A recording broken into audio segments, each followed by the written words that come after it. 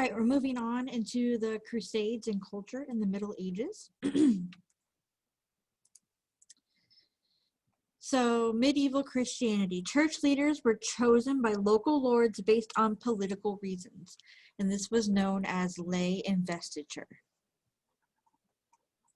Religious enthusiasm spread throughout Europe in the 1100s. New monasteries were built and new monastic orders were established, such as the Franciscans. Monasteries became Europe's best educated communities. Monks copied books by hand, they opened schools, and they maintained libraries.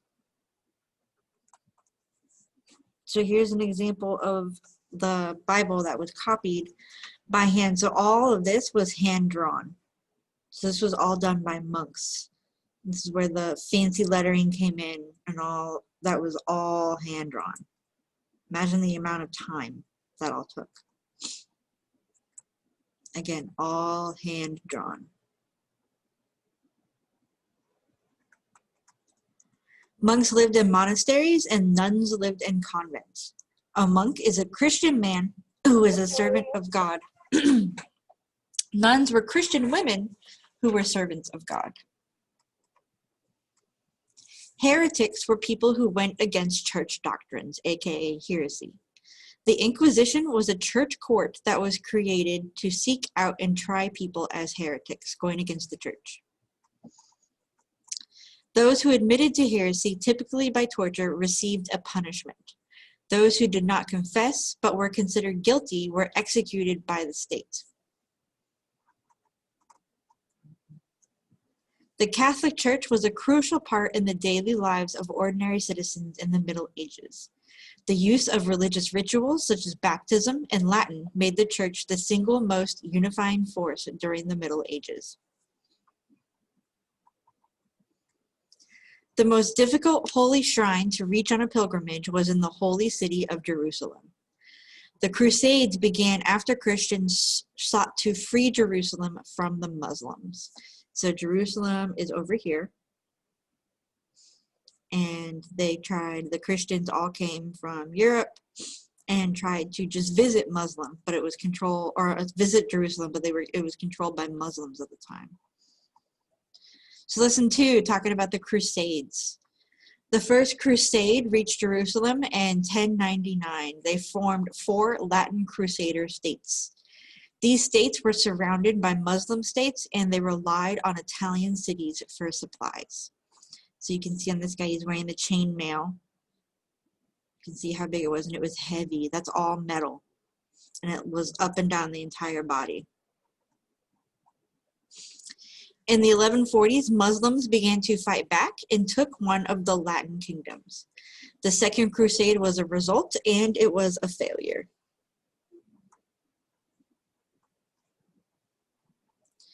In 1187, Jerusalem fell to Muslim forces under Saladin. And so this is Saladin. The Third Crusade was led by the Germanic Emperor Frederick Barbarossa, the English King Richard III, or Richard I, Richard the Lionhearted, and French King Philip II Augustus. Frederick drowned in a river during the journey. It's a terrible way to go. Philip returned home after failing to move further inland. However, Richard negotiated with Saladin.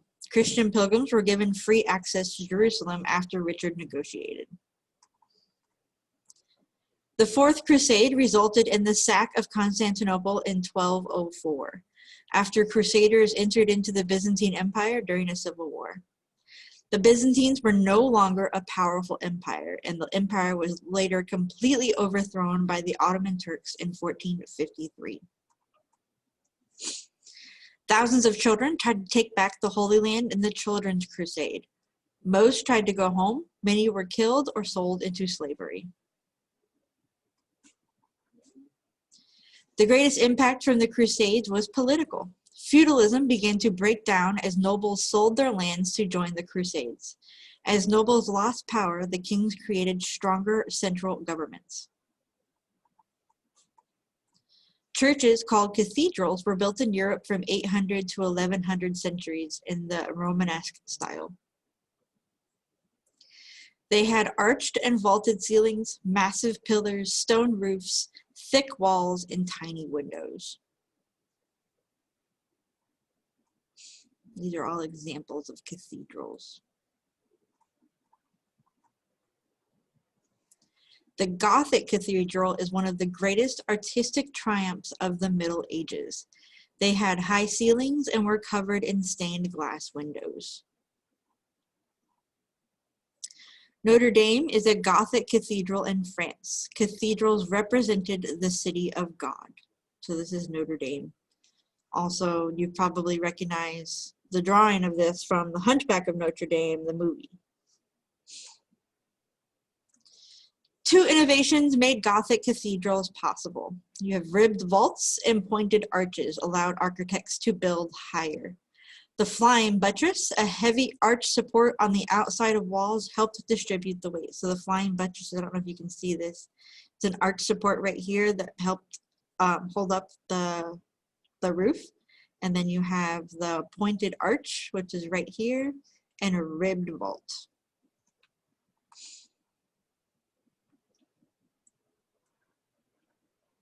Here's some examples of some stained glass.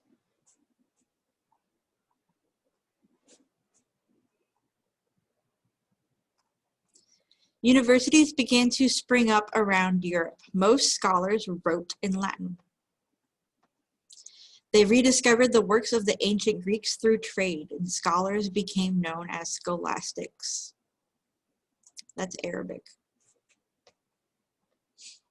Latin was the universal language of medieval civilization. Most literature was written in vernacular or the everyday language of people like Spanish or French. Troubadour poetry told stories of knights and ladies in chivalry. Geoffrey Chaucer wrote the Canterbury Tales about 29 English pilgrims and their journey to the tomb of Saint Becket. Temperatures dropped towards the end of the Middle Ages, creating a shorter growing season. The Great Famine spread throughout Europe as a shortage of food caused starvation and malnutrition. The Black Death, aka the bubonic plague, also spread throughout Europe during this time period. These were the masks worn by the doctors during the plague. So what they would do is they would put herbs in this long nose because they thought that the herbs would be cleansing so they wouldn't breathe in the nasty plague virus. So imagine you're sitting there on your deathbed, you're already having hallucinations, and this walks in to come see you. Rats infested with fleas, likely from Asia, spread the disease as merchants traveled along trade routes. An estimated 1/3 of Europe's population of 75 million died from the Black Death. That's a lot of people. Anti-Semitism, or hostility toward Jews, grew as people accused them of poisoning wells.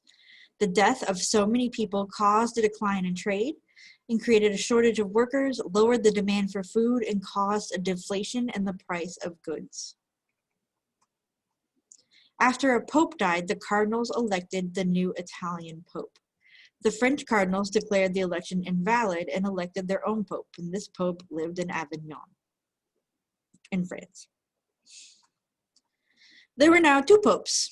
It became known as the Great Schism from 1378 to 1417. An attempt to resolve the conflict in 1409 resulted in a third pope being elected. Why not? Everybody can be pope. In 1417, the Great Schism ended. A new pope who was acceptable to all was elected. So in 1417, we finally had one pope. By the 1400s, the church had lost most of its political power. Well, what happens when you have three popes? The Great Schism contributed to the end of medieval Europe and laid the groundwork for Protestant Reformation. The 100 Years' War was the most violent struggle in this time period. The English king, Edward III, owned a piece of French land and was a vassal to the French king due to this fief. In 1337, Philip VI of France seized back the land. And in return, Edward III declared war on France, beginning the 100 Years' War. Joan of Arc, at the age of 17, asked to fight alongside the French. She was deeply religious and claimed to have visions from God. Joan of Arc brought a turning point to the war by rallying French soldiers with her faith. She was captured by the English in 1430, and they turned her over to the Inquisition, who charged her with witchcraft and burned her at the stake. She was later ordained a saint by the Catholic Church. The French were finally victorious in 1453. The use of longbows and cannons in the 100 Years' War reduced the need for knights, because you could fight farther from a distance.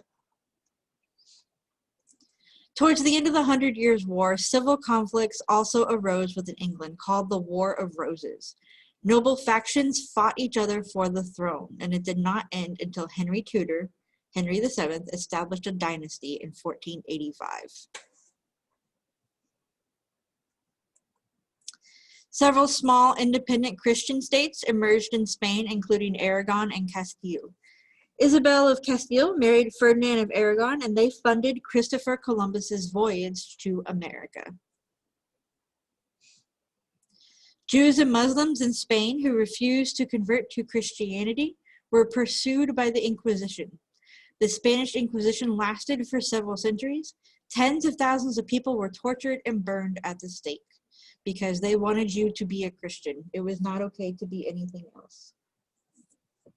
All right, now we're going to watch this video, What If You Lived During the Middle Ages?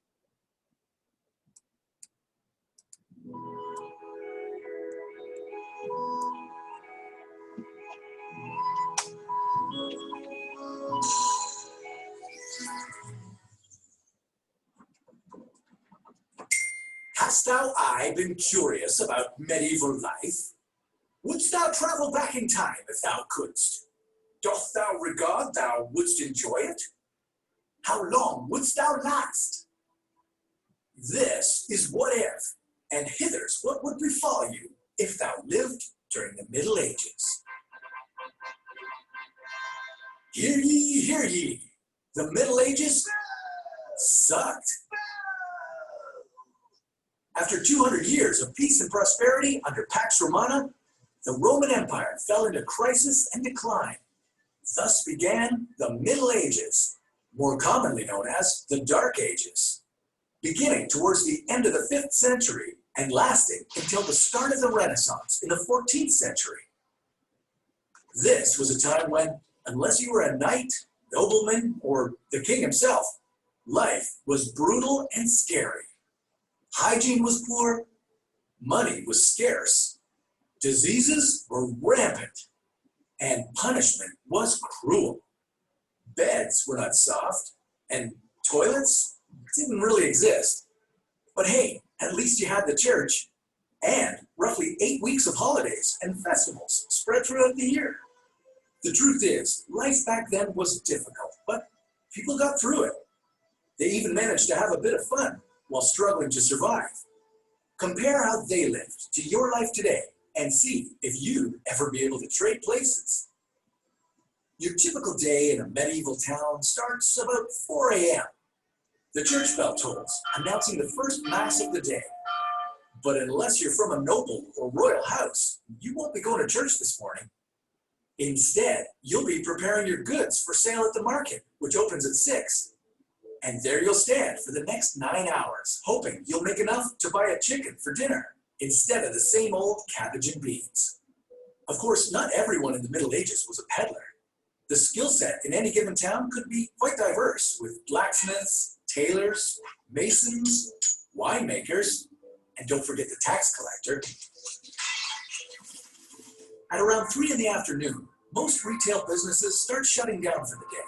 And by 8 p.m., the city gates are closed and the night watchman takes up his post. Dinner at your house might not be very special, but up at the castle, the king is having a feast. All you can eat, all you can drink, and not a single dull moment. The fun doesn't stop with dinner.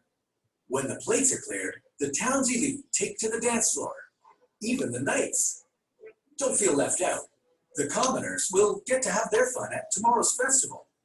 But for now, rest up on that nice straw bed of yours. One of the good things about the Middle Ages, they did a lot of partying.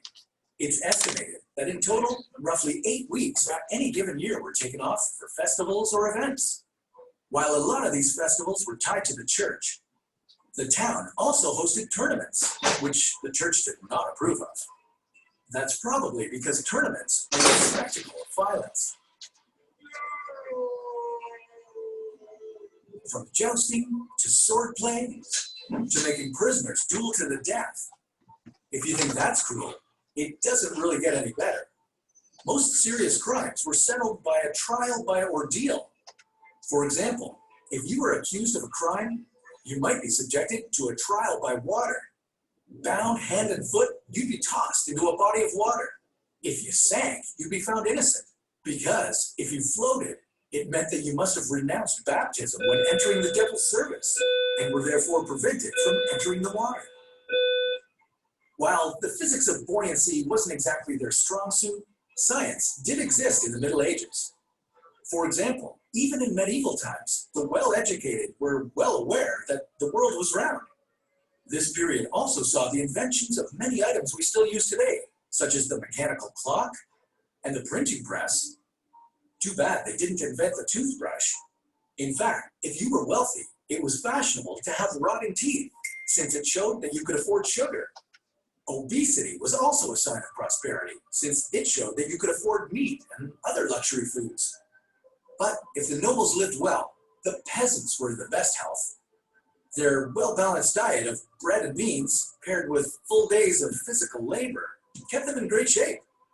And as for their teeth, well, they didn't have toothpaste back then, so the common practice was to wash your mouth out with wine or vinegar after a meal. Not very hygienic, but that's not what the Middle Ages were about. You kept your hands and face clean to keep up appearances, but aside from the rich, no one really had toilets or bathtubs like we do today. This was a period of survival and salvation. And whatever people did to get by usually worked, at least until the 14th century.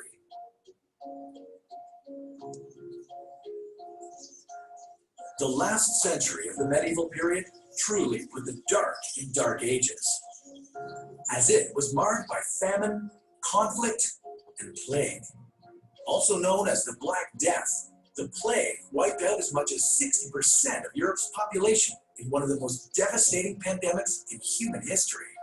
And it took roughly 200 years for the world population to return to its previous level. But over the next few centuries, Europe underwent a renaissance, a time when people pursued truth and accuracy through skepticism and scrutinizing empirical evidence. This period initiated a scientific revolution that continues to this day. When you look back on it, the Middle Ages played an influential role in the development of modern society. But is it something we need to visit to see for ourselves? Or can we just trust the history books? I'd be willing to bet most of you would rather keep your interactions with medieval times to the restaurant chain rather than having to rinse your mouth out with vinegar after a meal. Do you think people might one day look back on our era the same way we look back on theirs? Well, that's a story for another What If.